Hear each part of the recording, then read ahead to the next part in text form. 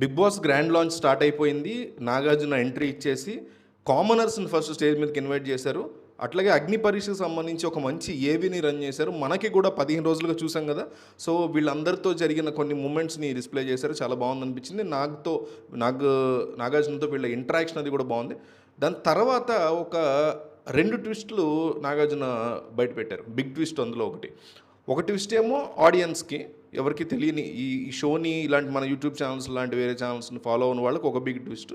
రెండోది మనకి ఒకటేంటంటే ఆడియన్స్ యొక్క ఓటింగ్తోనే హౌస్లోకి 5గురు వెళ్తారు లేదా 6గురు వెళ్తాను అనే మాటలు అందరూ నమ్ముతున్నారు.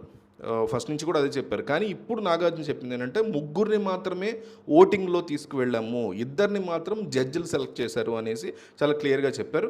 ఇది ఆడియన్స్కి ట్విస్ట్. అంటే యూట్యూబ్ ఛానల్స్ పెద్దగా ఫాలో అవ్వకుండా చూసే, అగ్ని పరీక్షను చూసే జియో హాట్స్టార్ వ్యూయర్స్ అందరికీ బిగ్ ట్విస్ట్ ఇది. అయితే రెండో బిగ్ ట్విస్ట్ మనం ఏమనుకున్నాం, మనకున్న సోర్సెస్ ప్రకారం 6 పీపుల్ వెళ్తున్నారు లోపలికి, 3గురిని ఓటింగ్ ద్వారా, ఇంకొక 3గురిని జడ్జెస్ ద్వారా అని అనుకున్నాం. బట్ 3+3 కాస్త ఇప్పుడు 3+2 అయింది. 2 మాత్రమే జడ్జెస్ ద్వారా వెళ్తున్నారని తెలిసింది. అయితే ఇప్పటికీ నాకున్న స్ట్రాంగ్ ఇన్ఫర్మేషన్ 6వ వ్యక్తిని కూడా ఎక్స్ట్రా పంపించే ఛాన్సెస్ ఉన్నాయని నాకు స్ట్రాంగ్ ఇన్ఫర్మేషన్ అయితే వస్తుంది. సో చూద్దాం, లెట్స్ సీ వాట్ హ్యాపెన్స్.